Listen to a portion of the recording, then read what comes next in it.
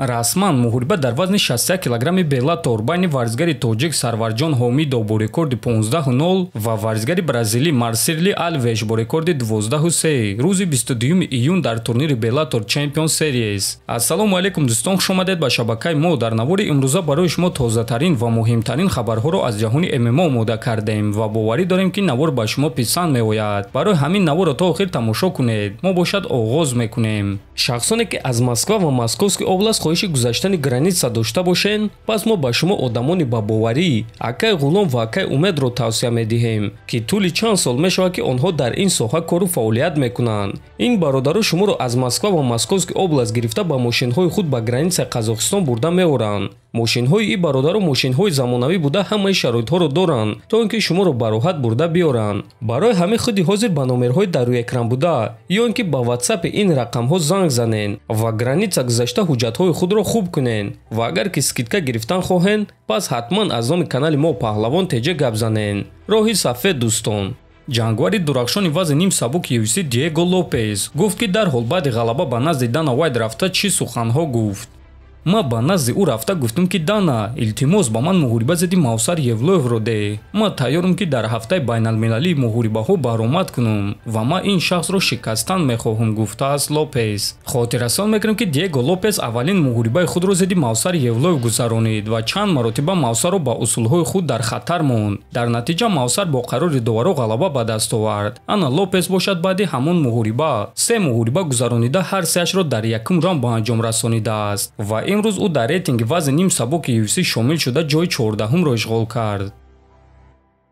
имрӯз дӯстон рейтингҳои UFC нав шуданд ва Арман Царукян якум рақами рейтинги вазни сабуки UFC шуд ва ҳамчунин имрӯз ӯ ба журналисти машҳур Ариел Хилвани интервю дода прогнози худро дар муҳорибаи Махачев ва Порье дод. биёед суханҳои ӯро гӯш мекунем.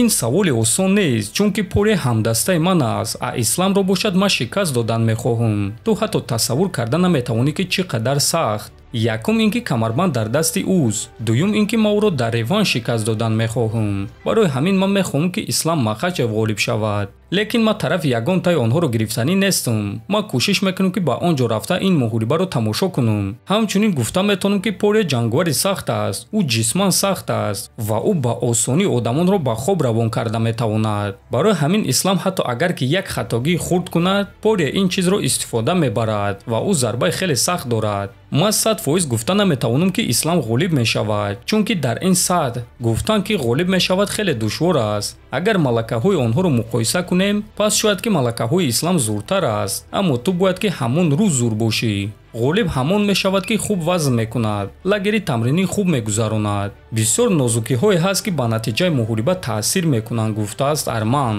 хотиррасон мекунем ки муҳориба байни Ислам Махачев ва Дастин Порье рӯзи 2 июн дар турнири UFC 300 мегузарад ва Ислам Махачев аввалин чемпиони UFC мешавад ки бо дастпӯшакҳои тиллоӣ мебарояд. чӣ гуна ки медонед, пеш аз турнири UFC 300 ташкилоти UFC дастпӯшакҳои нави худро нишон доданд ва сар карда аз турнири UFC 302 чемпионҳои UFC бо дастпӯшакҳои тиллоӣ ба муҳориба мебароянд. ҳамин гуна Махачев аввалин чемпион мешавад ки бо чунин дастпӯшакҳо ба муҳориба зидди Порье мебарояд. дар ҳамин ҷо дӯстон навори мо ба анҷом мерасад. фикру ақидаҳоятонро нависед, ҳатман дар канали мо обуна шавед. то боздид, хонободу сарбаланд бошед.